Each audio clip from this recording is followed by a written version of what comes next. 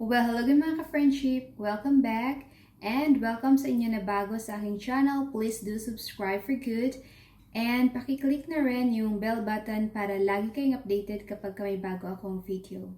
Sa video natin ngayon, mag-unboxing tayo. Kasi I've decided to upgrade my iPhone 6s. Yan, this is my 6s. I-upgrade ko siya sa iPhone 12.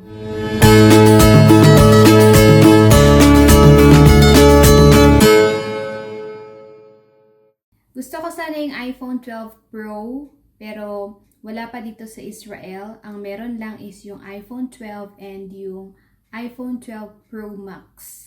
Yung Pro Max naman masyadong malaki. And okay na ako sa iPhone 12. Swak pa sa budget ko. And sa box na ito, it includes the iPhone 12, yung USB-C lightning cable, but hindi kasama yung charging adapter tsaka yung headphone. Separately sold yung dalawang yon. So I got mine in white with 256 gigabytes. And I bought it at 4,189 shekels. With 4 iPhones in its tow, Apple has assembled a dream team, and I think iPhone 12 has got what it takes to be the star of the show.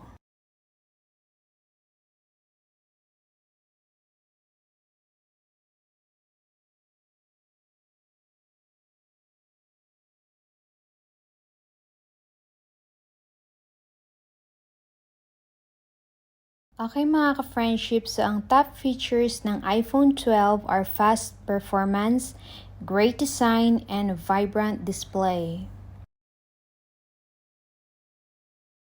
The iPhone 12 is really comfortable phone to hold, and I really love the matte finish edges. It gives it an elegant look.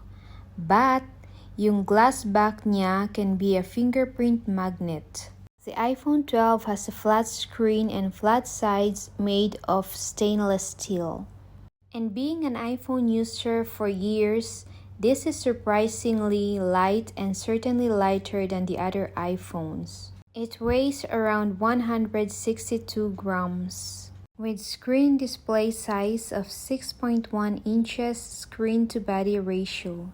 The screen is protected with a scratch-resistant ceramic glass oleophobic coating. iPhone 12's network technology supports 2G bands, 3G bands, 4G bands, and 5G bands. iPhone 12's chipset platform is of Apple A14 Bionic, upgradable to iOS 14.2. It features a dual main camera at 12 megapixels. Plus a dual selfie camera at 12 megapixels. In terms of battery, it comes with a Li-ion battery type with fast charging at 20 watts, which lasts a day with enough battery to spare. The iPhone 12 captures a pleasant, accurate color and plenty of detail in good lighting. In my honest opinion, the iPhone 12 is probably the most reasonable iPhone out of any in the lineup. It features not overly large 6.1-inch display, and it also features an amazing camera system with end-to-end HDR workflow. It comes with a slightly better exterior design and color options, and it's bundled with 5G cellular capability and MagSafe support.